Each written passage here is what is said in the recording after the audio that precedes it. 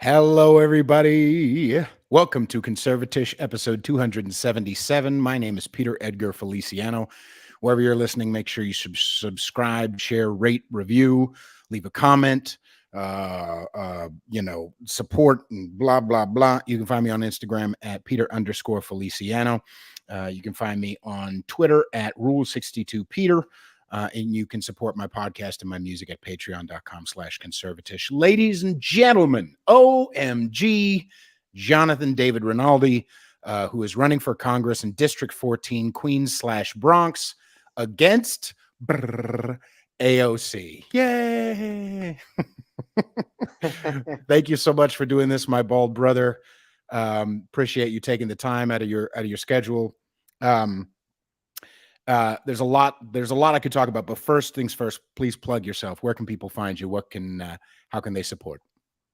You can find me at jdrfornyc.com, jdrfornyc.com, and my Instagram and everything is jdrfornyc. I'm trying to keep it all the same.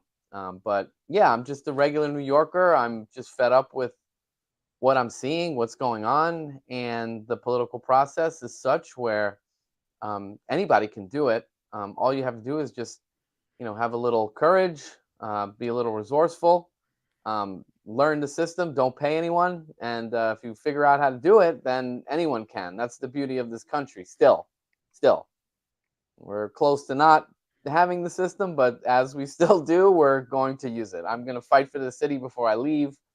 I didn't want to leave like everybody else without actually putting up a fight. And that's the only reason why I'm doing this. Right.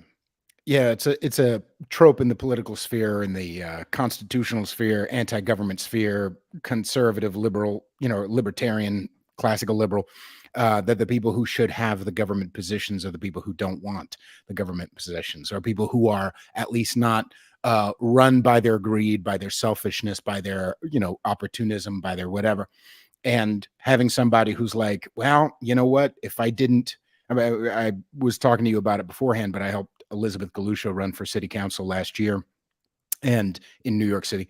And she had that same vibe where, she said, if I didn't at least try, I don't know if I could live with myself. You know what I mean? Yeah, I always say this though.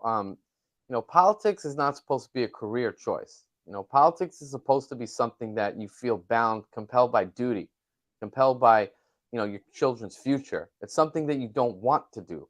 I don't want to do this. Believe me, I don't want to have to get up and knock on doors and bother people for money. This is not fun. But, what ends up happening is that the people are in office are there because they're selected. They're selected by the machine, by what they look like, how they present, and then they're very easily swayed by the money. It's all about money. It's all about the influence. It's all about the not-for-profits. It's all about the organizations that are actually making policy. If I was somebody that got $20,000 from someone, I'm like, sure, give it up. But then they're going to make that call. Remember when I gave you that 20 grand? Now I need you to vote for this. And that's why we're seeing what we're seeing throughout the city. And it's Right. it's a big problem. It's a lot of corruption, and my eyes are awake to it. And I got my gloves off and I'm coming after them. I don't care. We have nothing to lose. Right. Yeah. Patrice O'Neill, the greatest comedian of all time, RIP, he called it golden handcuffs. Okay, we'll give you this. We're going to give you fame. We're going to give you money. We're going to give you attention. We're going to give you blah, blah, blah, blah, blah. But you owe, like in The Godfather, he comes knocking at that you owe now. And not being beholden, especially to a nameless, faceless group of people who like really enjoy believing themselves to be the elite. Please, everybody, can we stop calling them the elite? They're not the elite. They're dorks. They're dweebs. They're uncool. They don't have juice. They don't have soul. They don't have I wanted to wait.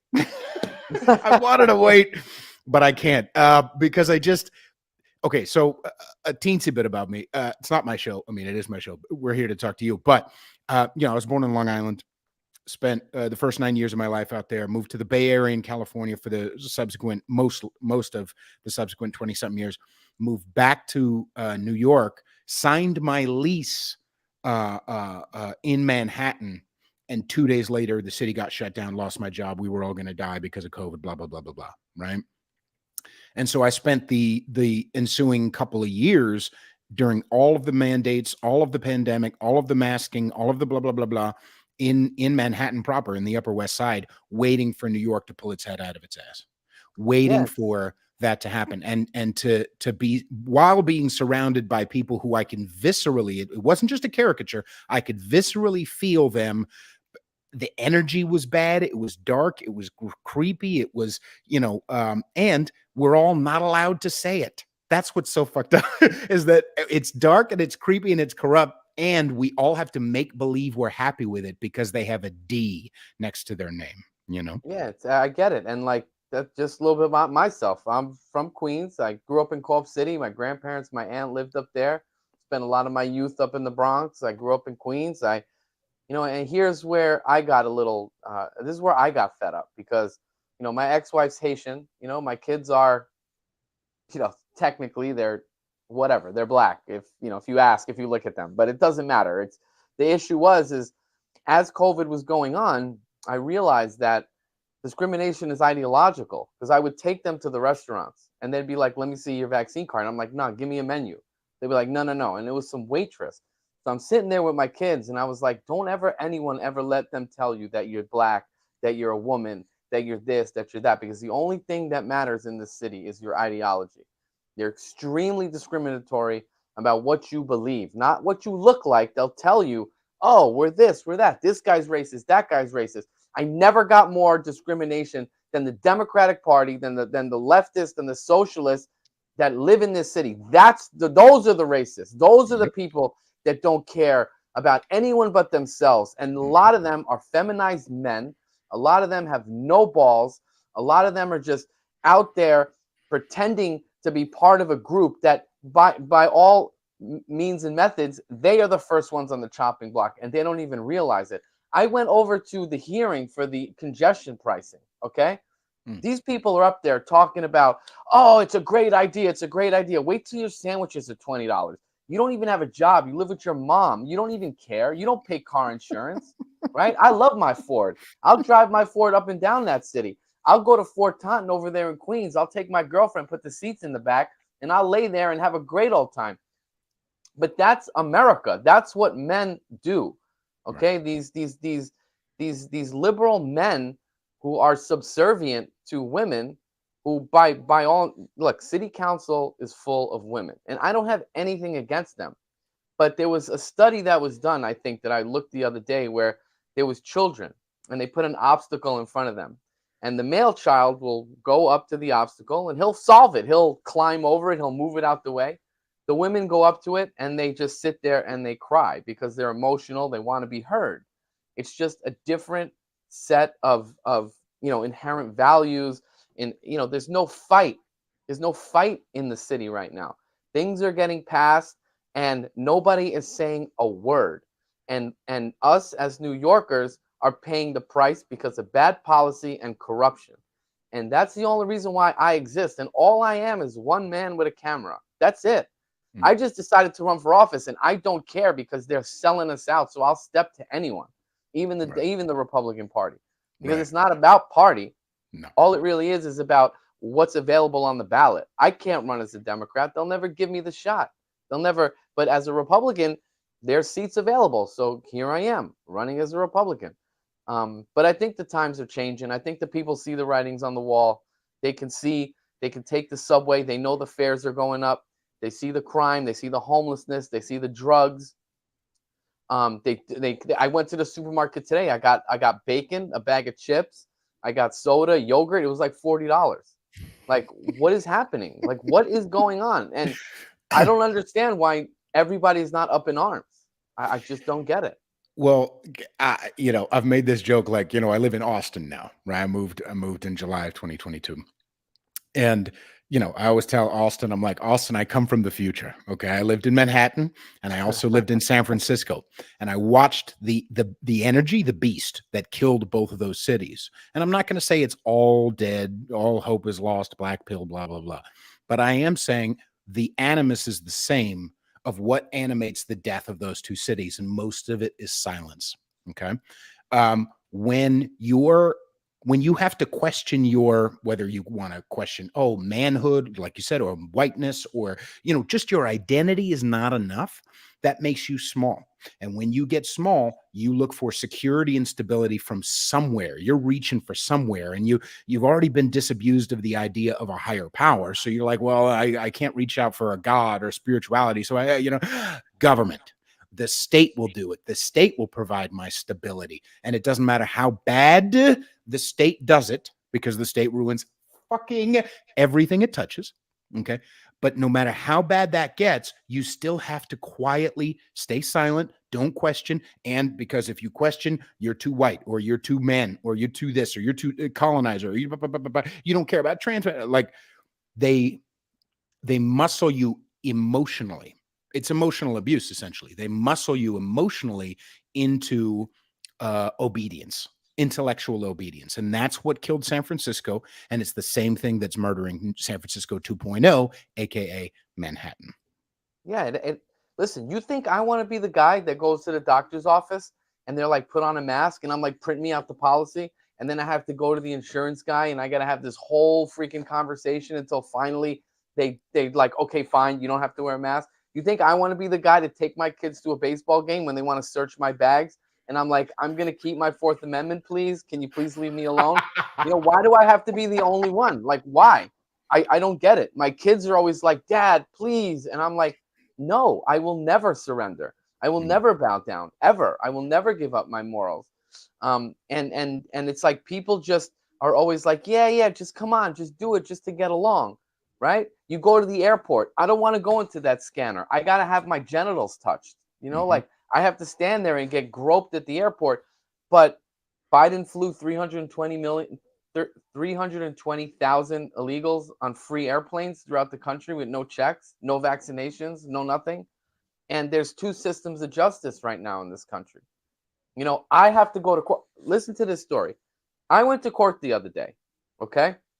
I went to court because when I was running for city council, there was a food pantry that a friend of mine who ran Jesus is the Answer food pantry, Marilyn Miller, was running for city council as well, against was it Sylvina Brooks, I believe. I can't remember, but down by Liberty Avenue.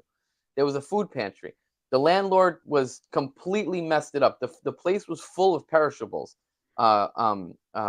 poultry, milk, meat. I had 300 people lined up outside. Okay. I made sure those people ate. Okay. I made sure that those people ate. Now I go to court and the DA is going to give me an ACD, but they want me to take anger management classes, right? That's their deal. What's an ACD? It's just like you don't get in trouble for like 6 months and it goes away, right? Okay. But if I get arrested, then it just comes back. And me running for office, I'm probably going to get arrested. So they're lawfaring, they're weaponizing, okay? They're weaponizing the DA's office against me. I go to the borough president's office.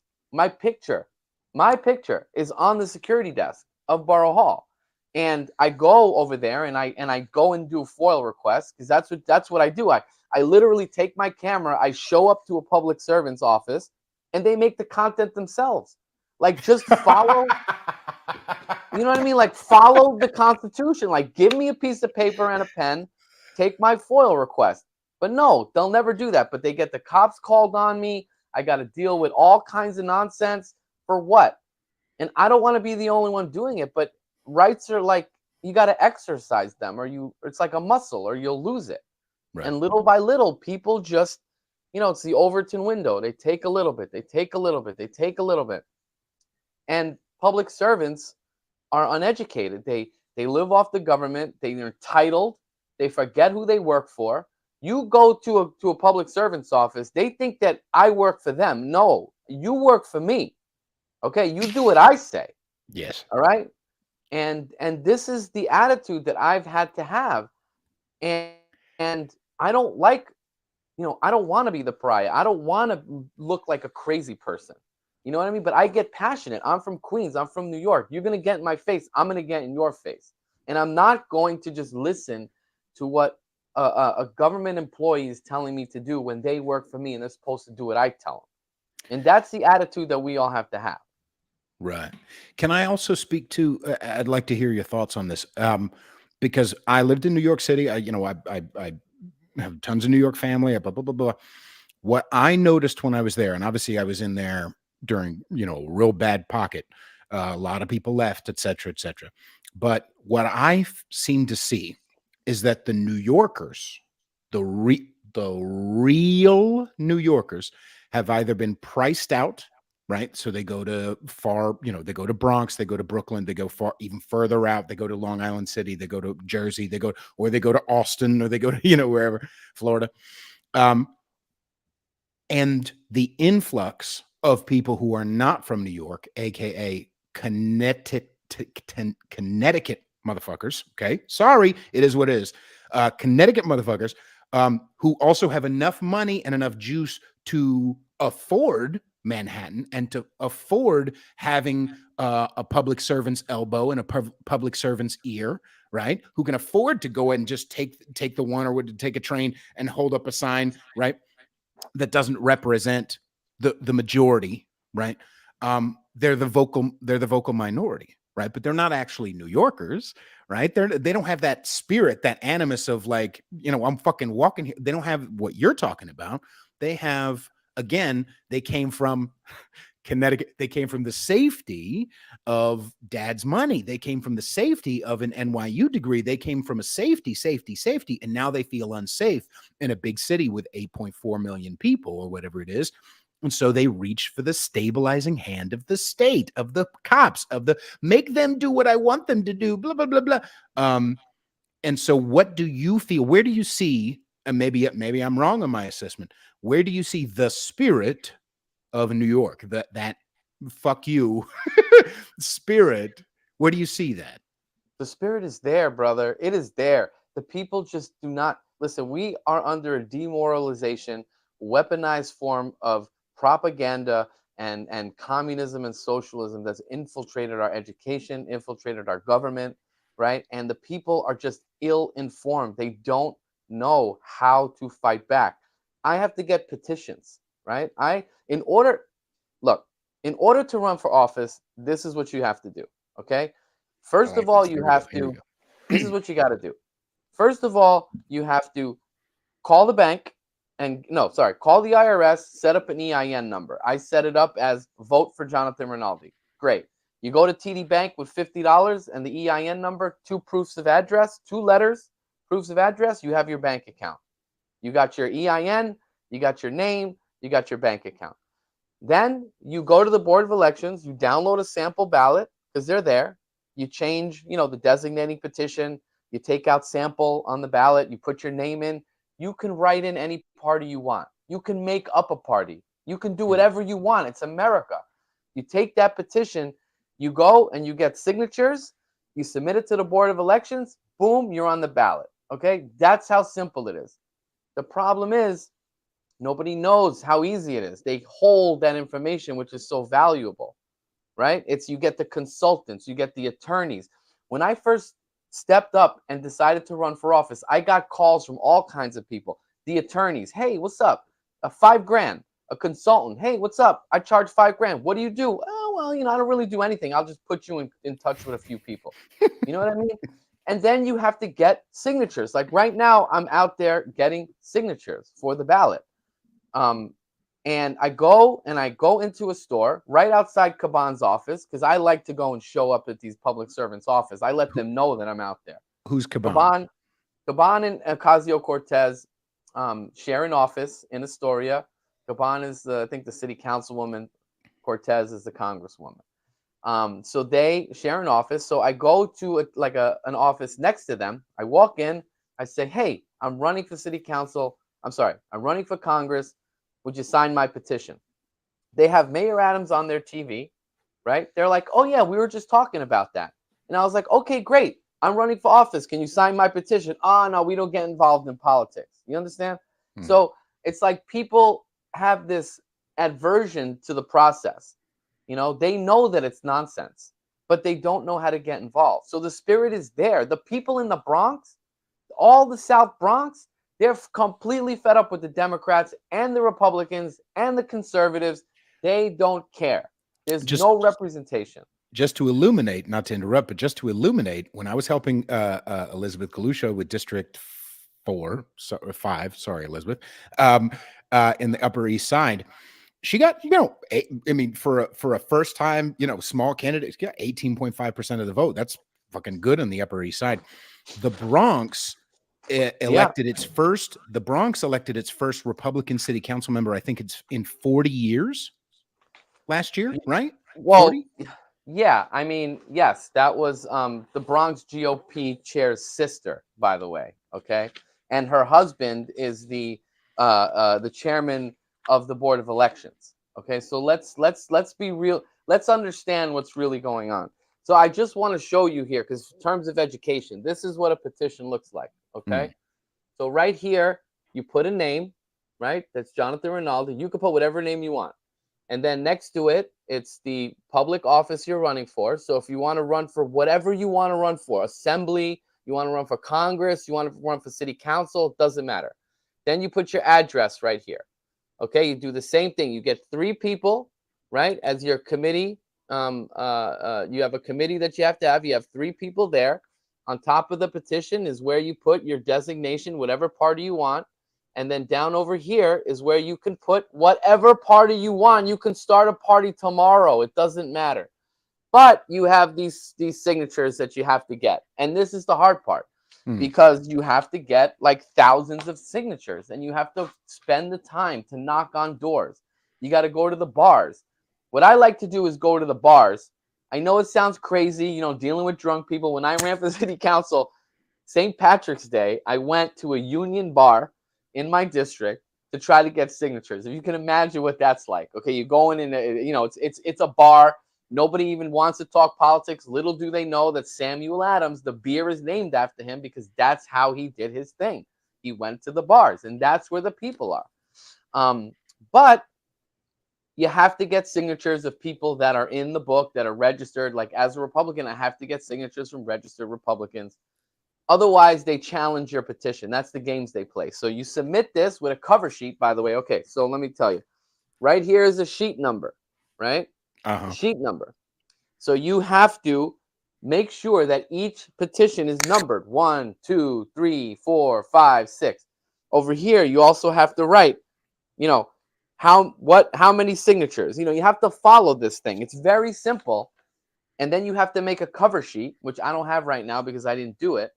But this is how easy it is for us to take our country back. It's people like me that are so fed up that are going to take it to them. Now, when I show up, all the Democrats in Queens know me.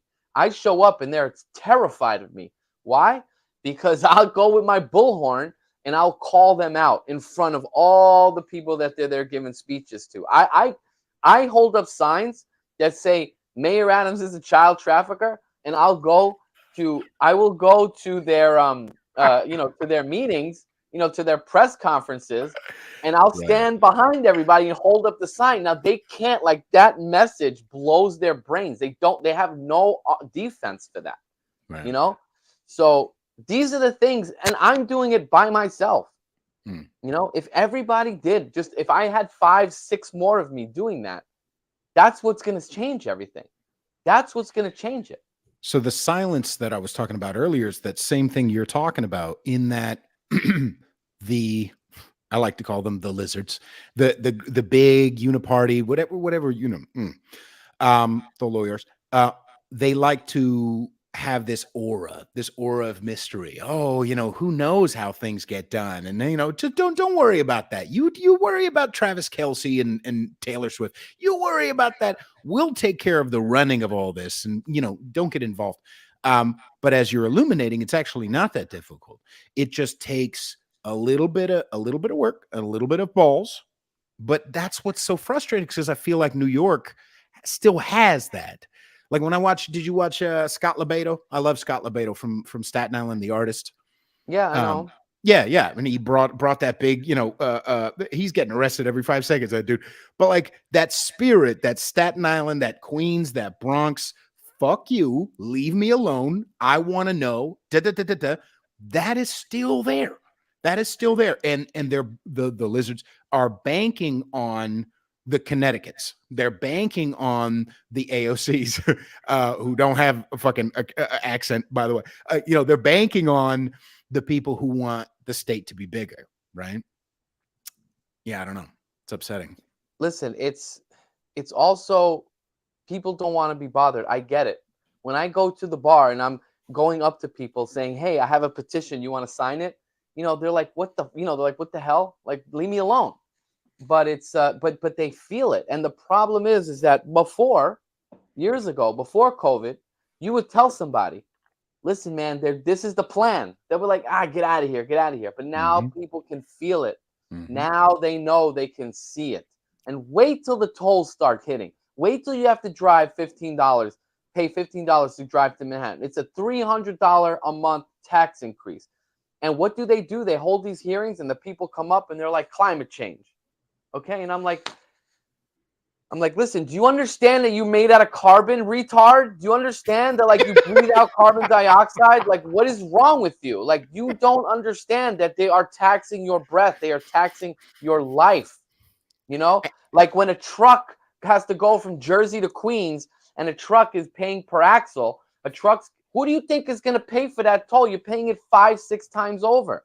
When you go, I tell the police that throw me out of the meetings, I tell them, when your sandwich is $20, well, you're going to look at yourself in the mirror and then you're going to be like, damn, why did I throw that guy out when he was trying to save me money? No, just do what they're told, because listen, they have their pensions, they have their family, they have Mm-hmm. their job security, And they have their ego. And they and have their ego. they have their I ego. use the I say this all the time, but like a lot of conservatives, George Floyd and all that stuff made us a lot more reactionary, and we went a little too back the blue. We went a little too back the blue. Be honest, conservatives. We went a little too back the blue because we were like, hey, this is unfair. But two things can be true at once. Yes, that was insane and that was unfair. And he was overdosing on fentanyl. And, more people, 37 people died in the first, I think, 3 weeks of the George Floyd riots, most of them black and brown. Hello.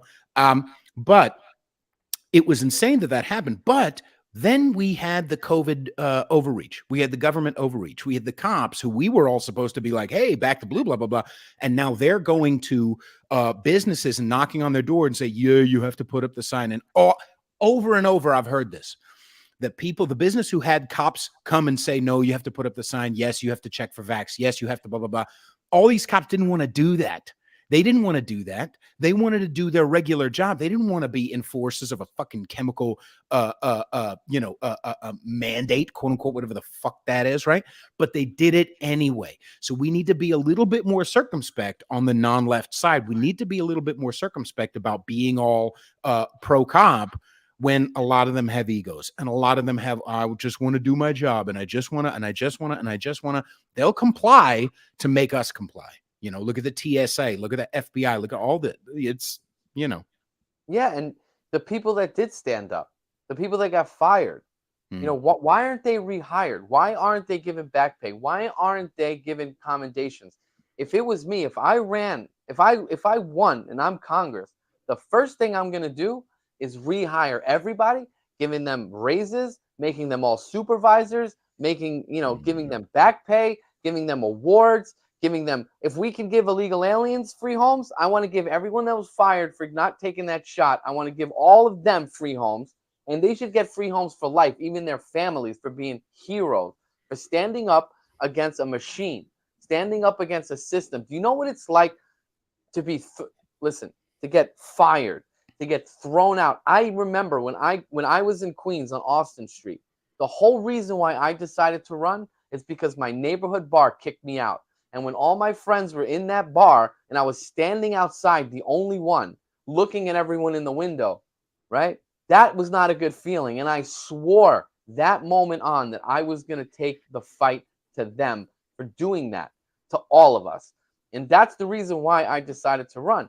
But you're right. The cops, the ones that are on the beat, they're fine. It's that they have to do what the white shirts tell them. They got to do what the lieutenants tell them. And they don't want to do it, but they have to do it, and it just like my grandparents left Eastern Europe, right? My mother's side. My mother's side's from Poland and Romania. They moved to Argentina because of World War II. Growing up, I remember, I would get the education of what happened. And it's like, how did it happen? How did it happen? We were this close from being rounded up. You know what I'm saying? Like, we were Right. this close, and people just complied, and nobody had any courage. Like, they have to live with themselves. They have to live with that. And we have examples. You're one, Elizabeth Galusho. I think I one of those things I'm grateful for the pandemic in a way. I'm grateful for the mandates. Like you said, it illuminated, it opened a lot of people's eyes. It also I showed myself that I can never be bought. You know what I mean? Oh, you're going to dangle donut, suck my dick. You're going to threaten me with not going. I don't get to go to Equinox.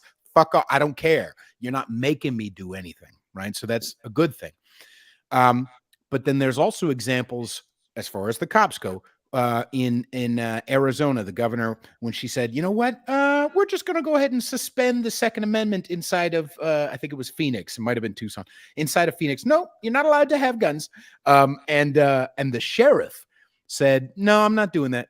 And she backed off, right? Yeah, Because New York, somebody said, our sheriff is not elected in New York. Did you know that? Our sheriff is not elected. That's a big problem. It's a huge problem because the sheriff is supposed to be there to hold law enforcement in check. That's the check and balance to law enforcement. But when our sheriff is appointed, then that's how they're able to get away with that. And that's another thing when we talk about policy. Another thing that I would do is make sure that the sheriffs are elected in New York and not appointed, because that was a huge problem. And that was why a lot of it got taken away. And and that's the thing. Like, I want to really talk a little bit about policy while we're please. having this discussion, because it's important, right? Like, let's be clear. Congress. What's Congress? Congress is made up of the Senate and the House of Representatives.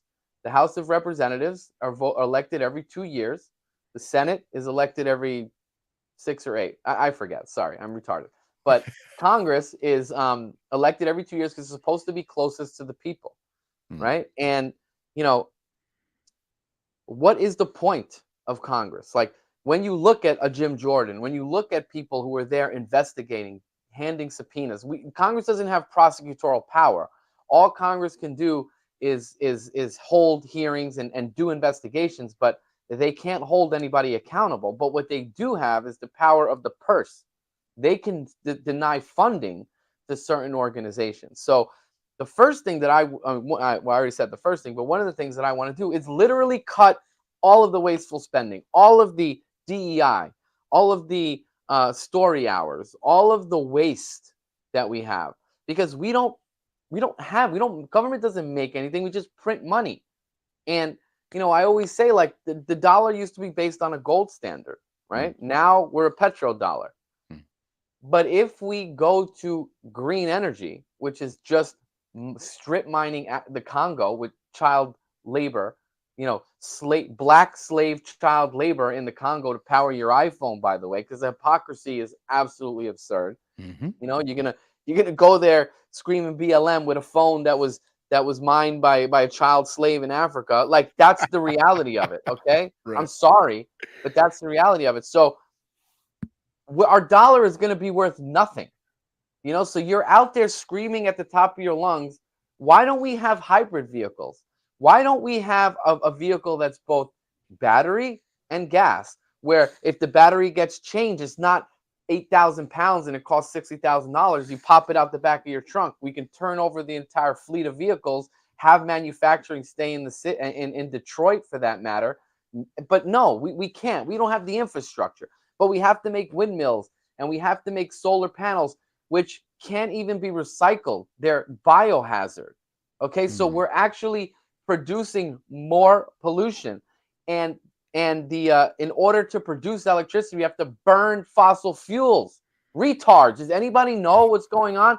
Mind you, the carbon production in the United States has dropped like 50-60%, whatever it is. But in China and India, it's grown 3,000%. What are you people doing?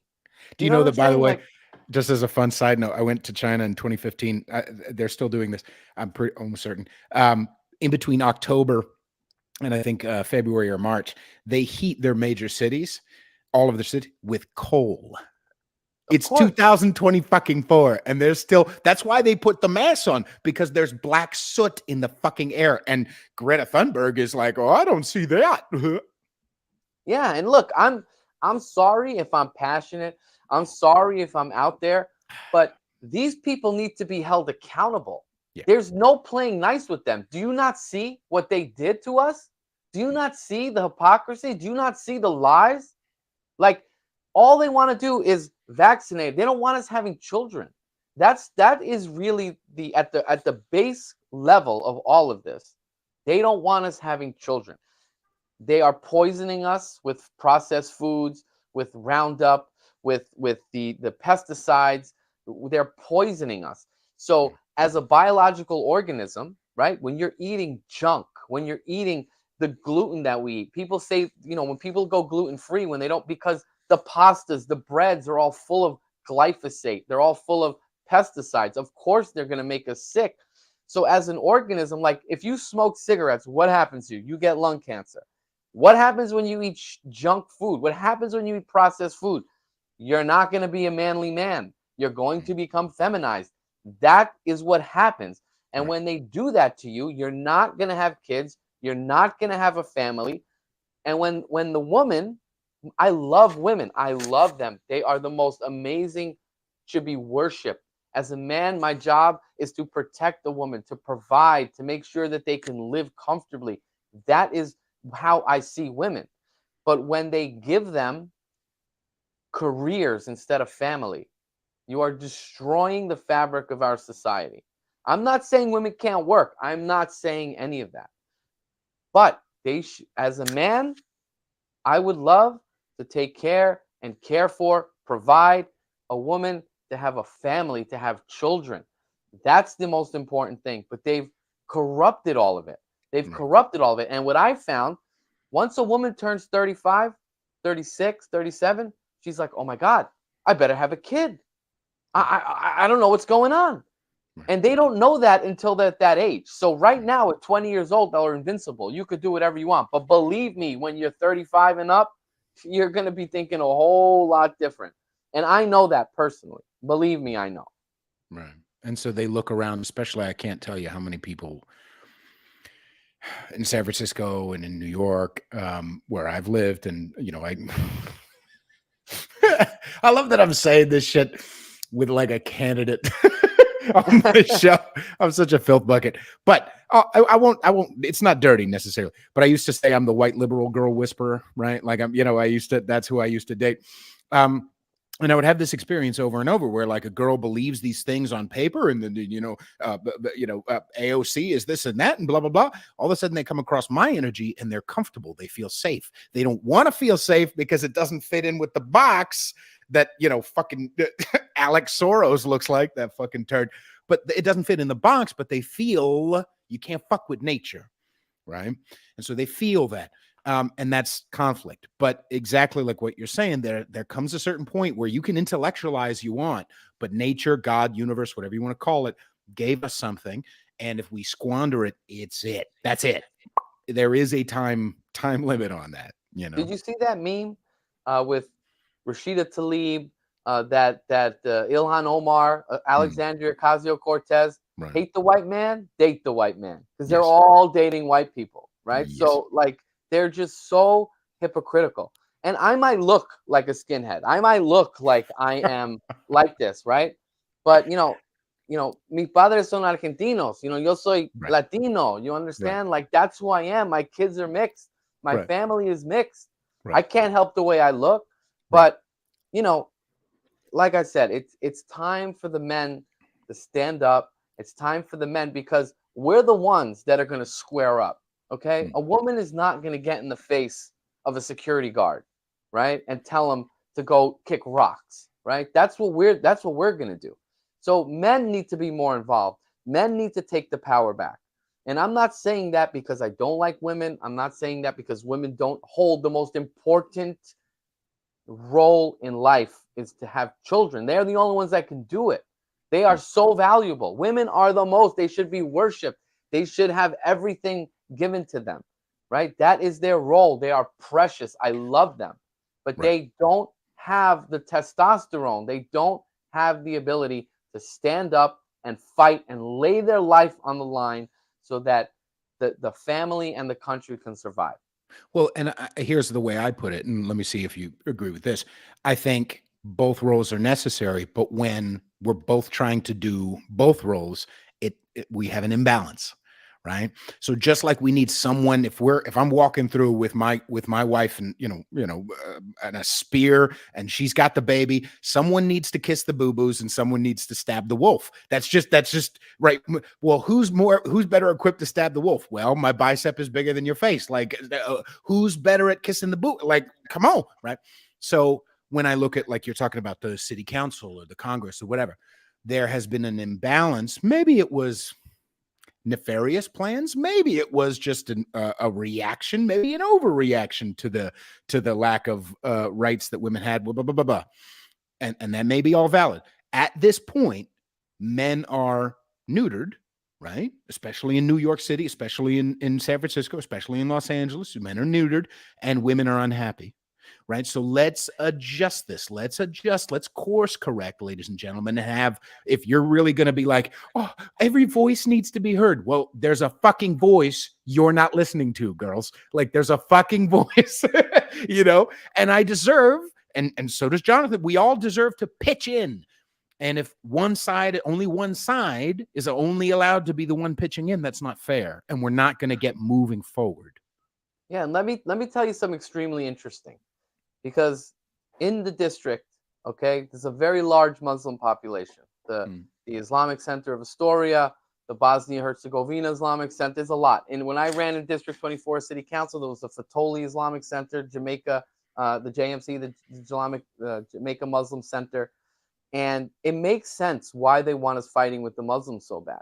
Like, listen, I'm not for any foreign wars. I say cut it all out. Don't send Ukraine any money. Don't send anyone any money. Don't blow up brown people all over the Middle East. Don't kill them, okay? Don't do that. But let me tell you why they want us fighting with the Muslims so bad. I went to the Islamic Center yesterday because I'm trying to reach out to the community, and I realized, what does Prophet Muhammad say about women in power? Does anybody know? Because I'll tell you what they say. The Prophet Muhammad said himself that when women shouldn't be allowed to be in power, and when they're in power is when we're in the end times. That's not me saying it. That's the Prophet Muhammad. If you don't believe me, go look it up. So again, in terms of policy, in terms of what's happening with the Middle East right now, because New York is full of Palestinians bugging out, going crazy in the streets, I am not for funding any kind of foreign war. I don't want to blow up brown people. Not me, not ever. But they got to understand that they're being used as a weapon to start us into a civil war. Okay? When they had a Palestinian protest, again, it's their First Amendment right, and I'm not against their ability to do it. But when I show up there, they want to fight me. Why? Because, I don't know, because my family's Jewish, and they want to pigeonhole me and tell me, oh, no, you're with these people, you're with that people.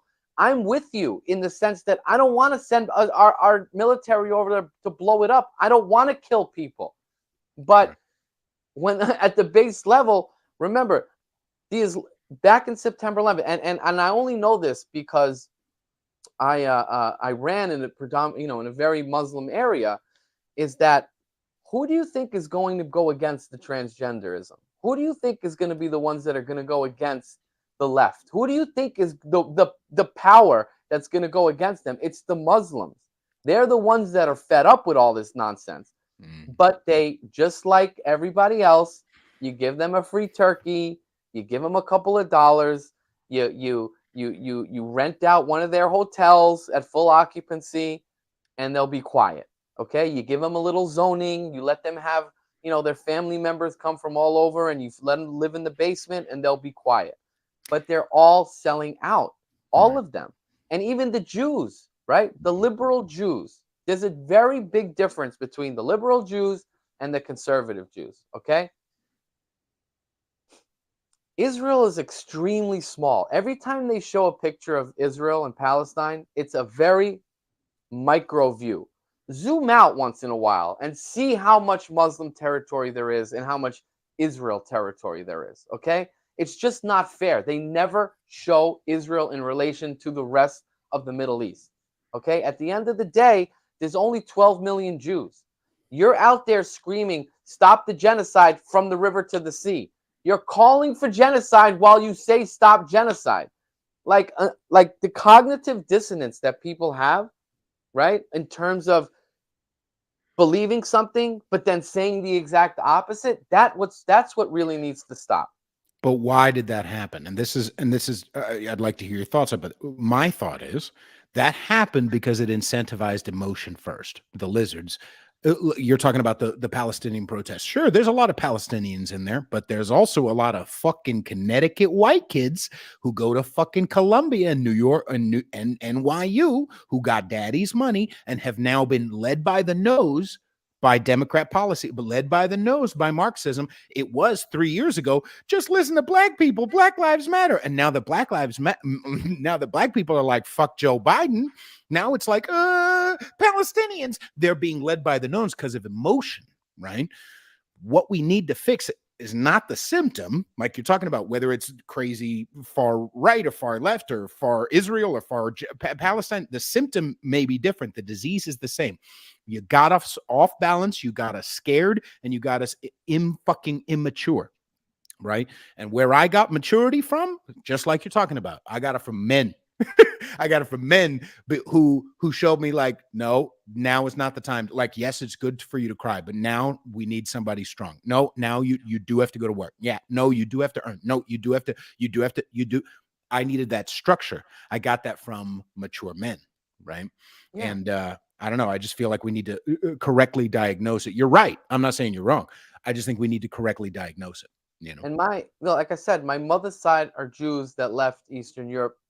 I'm culturally Jewish, okay? But Israel vaccinated their entire population. You don't think God's going to come and rain hellfire on that country for messing around with the genetics of the entire population?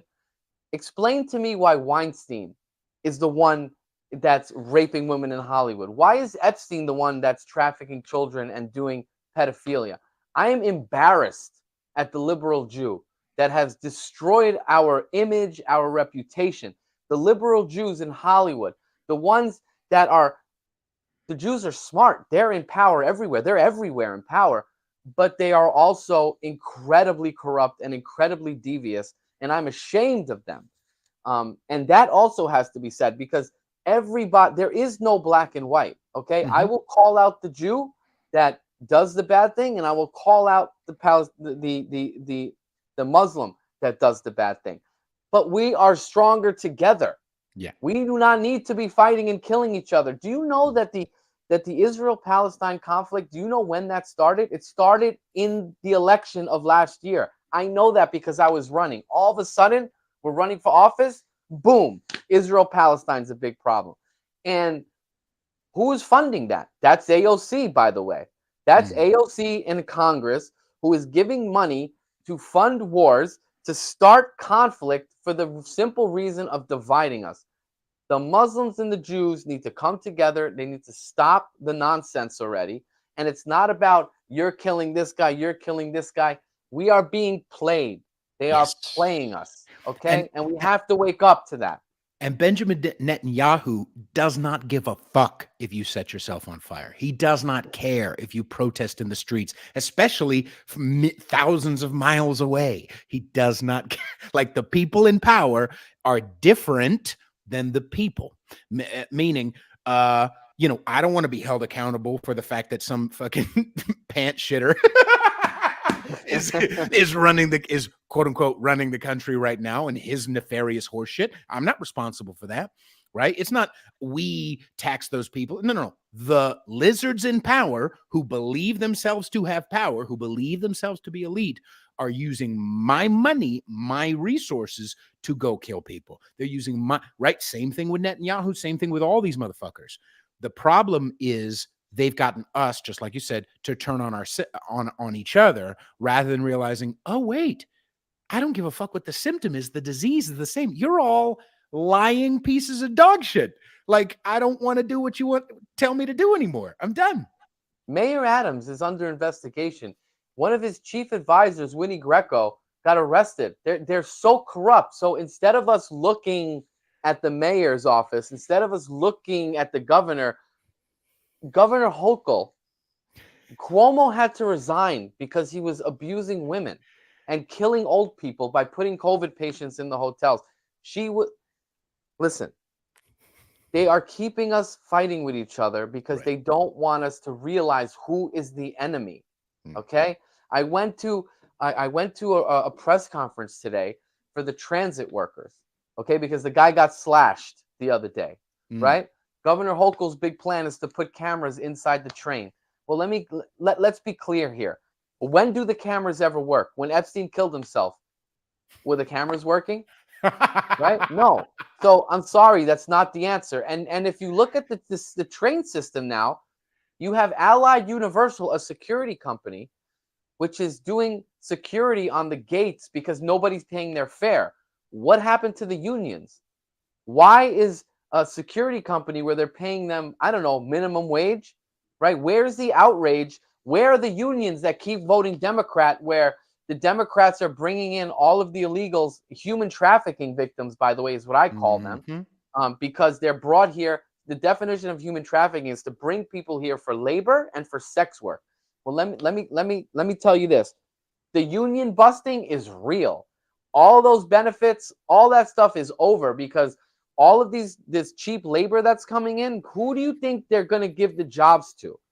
And when you walk down Roosevelt Avenue, it's full of prostitution. All of the women from Venezuela that come here, all the Dominicans that come here, I've seen it. It's on video. Go look at Zombie New York City, who does wonderful videos on the prostitution over there. It's real. The human trafficking is real. So let's not look at the human trafficking. Let's not look at the union busting. Let's not look at the corruption. But let's go fight with each other in the streets. Let's go start a war with the police. That's really going to save us, right? And then go ahead, call me a racist. And there's an Antifa reporter on Twitter who likes to, tell everybody what it is that I'm doing because they don't understand. Yeah, I go to the mosques, and yeah, I'll pray with them, just like I'll go to the Jews and I'll pray with them, just like I'll go to the Catholic Church and the Christians and pray with them. Yeah, I'll do that because we are all a unified New York, and that's what we have to do. Question real quick. Is that Antifa woman or person, is it a white woman? Yeah, it's always a liberal white woman. Yes! It's I'm right all the fucking time. I'm right all the fucking time. I'm always a liberal white woman. Hey, mama, white girl, if you're listening right now, I'm a Puerto Rican, okay? And he's and he's also a half brown. We win, you fucking colonizer. Fuck off. Lion ass Marxist piece of shit. Get a job, ho. Sorry. Yeah, they have to, let's be real here. You guys got to understand, like, the black community in New York City, the ones that you're not going to get any work. Like, they're taking your social services away. I go to the projects, right? And I ask them, I say, hey, what kind of social services you on? You think anyone knows what kind of social services they're on? They don't. And it's a shame. And they're switching them on and off of different programs, and they don't realize that they're losing their rights. They offer them a shiny new kitchen cabinet, and they'll sign their rights away, right? And then when they go to when you're on public assistance, right? You go to the supermarket, you have whatever, your EBT card, you have your debit, you don't have a debit card like the illegals do, but you have your EBT card, you have some form of Medicare, Medicaid, whatever. And then you see these people that are being brought over here with full shopping carts because there's no accountability. You can go and get 15 debit cards if you want. You could be spending $300-400 a day because there's no transparency, no accountability. Mayor Adams is just giving free money to a very small group of people. Where are the Black and Spanish people and the low income people? Why aren't they up in arms? If I lived in Manhattan in one of the public housing projects and I owned a car, your insurance is about to go up. The tolls are about to be installed. The food prices are going to go up. They are pricing you and replacing you. Now, you can call me whatever you like, but that's what's going to happen. And you're not going to realize it right now, but you will soon. You will soon. And the only thing Mayor Adams is giving you is weed stores. That's all you're going to get. All you're going to get is Keep weed you, and edibles. yeah, keep you anesthetized. I'm saying the word wrong. Yeah, keep you high so you don't get bothered. But also, and then thank you so much for. We'll go a couple more minutes if you're all right with that. Yeah, whatever, man. Awesome. Everybody, again, Jonathan is running for District 14 Congress against AOC. Go to jdr4nyc.com. So the other thing that people need to realize is that there's a lot of different potential reasons. We all understand that. It could be nefarious lizards. It could be, I mean, like as an example, this one definitely is. George Soros actually funds with his money, with Open Society Foundation, funds the. He actually funded that group that laid down on that freeway in I think it was the 405 in Los Angeles last month, right? The pro-Palestine, right? So George Soros is actually funding them. But regardless of whether it's malevolent lizards, it's also real simple greed. It's greed. The government gets a blank check when they say, "Oh, we need 42. We need 100." If they say they need $100 for something, $2 maybe is going towards the thing, and then the $98 is going towards the bureaucrats. It's going towards the administrators. It's going towards, right? The bloated machine only serves the bloated machine. So to fight that is not because you care about Palestine or Israel or black. It's like, no, the machine is going to kill us all because that's it. That's what it's designed to do. It only protects the bloated machine. And to point that out and to be angry with the consequences, i.e., you and I being kicked out of fucking restaurants and shit, to be angry with the consequences is not extremism, guys. It's not extremism to be unhappy with how our money gets fucking used. To be unhappy with that is not extremism, you know? No, it's not. And people just have to really, the thing about the truth, right, is that you have to want to know the truth. You can't tell someone the truth. You have to, and that's kind of how what I realized, going to the churches and stuff like that while I was running, because I was going to the big giant Chinese churches, which are great, by the way. They have a very large sense of community, and they teach their kids and they teach them music, and they're like really involved. It's kind of like the faith is tested when it's hard. It's not supposed to be easy. All right. Whether you believe in God or not, I don't know. Right. But there is a higher power, and the truth is something that you have to seek out yourself. You can't tell somebody the truth. And there's so few of us that have been awakened. And once you're awake, you can't unsee those things. And we're out there just trying to wake people up, but it's almost impossible, because you can't tell somebody what's going on. It could be happening right in front of them. And this is really a demoralization. It's a communist socialist demoralization agenda, where you can be living in public housing and you can see the illegals coming in there, and you can see them turning off your social services, and you're still going to turn around and call me a racist because I'm in the projects telling you what's going on. It's the truth has to be seeked out by you yourself, and that's really the big issue.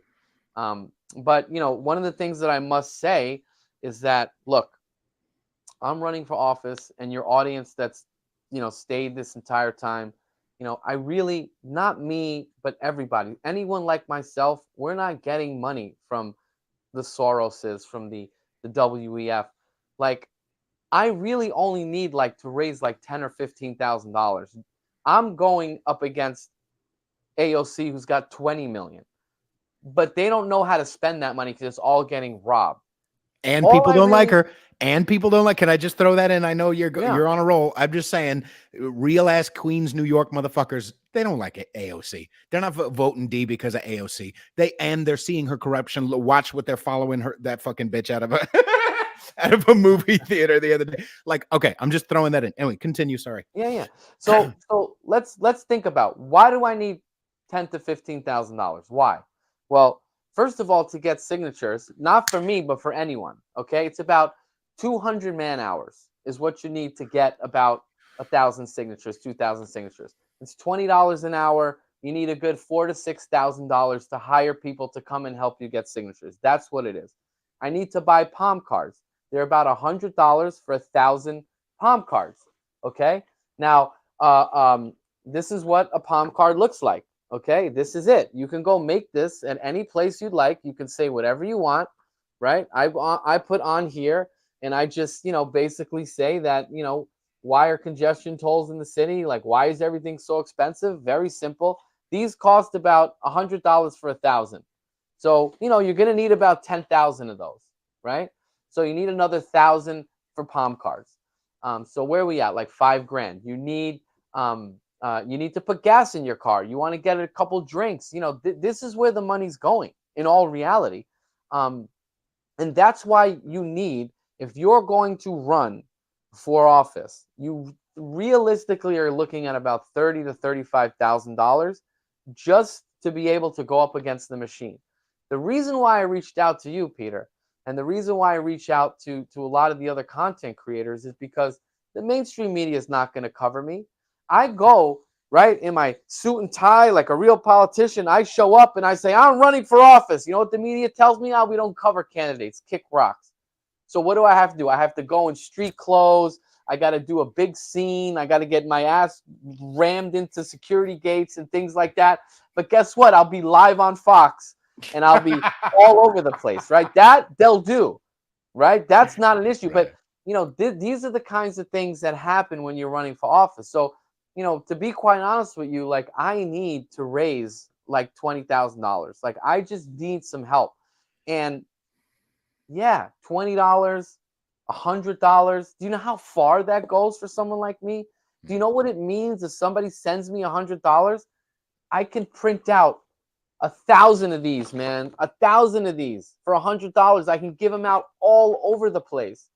I can hire somebody for 5 hours to help me knock on doors, man. Like, people like me need to exist. I'm not corrupt. I'm not asking for millions and millions of dollars.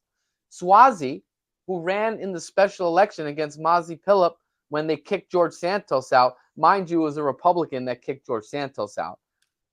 Swazi spent $20 million for a seat that pays him $150,000 a year. What is happening? What are they doing? Do you know what he spent that $20 million on? I'll tell you. I'm not even talking about like the mailers. I have an email list, right, of addresses from the walk list. That's about 50,000 emails that I have. That's not including all the people. So if I'm going to send mailers to all these people, for city council race, you need $40,000 for mailers. For Congress, $200,000. But he was sending people a mailer 3-4 times a day. Do you understand? So that to make sure that they went out to vote. I mean, this is propaganda at its like highest level. That's why he's spending $20 million. I don't need to do that because AOC's record, her policies speak for themselves. And quite honestly, I'm not going to be successful if I can't raise at least $10,000 to $15,000, and it's nearly impossible. You go to somebody, go to your friend right now, ask them to borrow $20. They don't have it. Nobody has it, right? So that's really what we're up against. But I'm not going to give up. I'm going to fight my ass off. I got to go to court, like I said. I gotta fight the system. They're coming after me. I don't care. I'm putting myself out here. I'm putting myself on the line, my job, everything. There's a press conference today. I gotta leave work for like 2 hours. You understand? You try to have a job and you gotta tell them, oh, there's a press conference at 10 a.m. I gotta go. Then you're not gonna let you. Like, I'm putting my livelihood on the line for nothing. and I'm not looking. I'm not getting a lot of money. Even if you win an office, what am I going to get? $150,000 job? That's like a little bit above middle class. That's not that much. I'm not looking to be the greatest stock trader of all time like Nancy Pelosi. I'm not looking to do any of that stuff. But we have to have people that are in office that have the interests of the New Yorkers, of the country. And that's what we need. And that's why I'm here. And Right. that's why I reached out to you. Right, and I appreciate you doing that. And if you're listening right now, and I always say it, like if you think all you need to do in order to save your country is vote once every 4 years, you're kind of dumb. Like you're pretty dumb, right? If you're not focusing local, you're kind of dumb. And here's an example. George Soros focuses local, ladies and gentlemen, right? The boogeyman, the evil world economic. He's hiring DAs. He's hiring this. He's hiring. He's getting all that money behind the local. That's where he focuses. You can't spare fucking $5, or not even $5, $20, $100, just to actually support, to share it with your New York Queens friends, just to do something. Right? You spent time watching the motherfucking Super Bowl, apparently, some of you dum-dums. Love y'all, but come on. Like you can spend some time to focus local and to help people out. I'm just saying, if you actually care, you won't just wait every 4 years and hopefully your favorite guy who's so untouchable needs so many votes that your vote barely matters. It actually, your $20, just like he's saying, your 20, 100, whatever dollars makes a huge difference. You just have to actually apply yourself. And I want to just say something, because you say George Soros, you say DA. Let me explain to you what that means, okay? Because I want you to really understand. When you go to court, when I go to court, and the DA is giving me a ridiculous deal, my only option is to go to trial.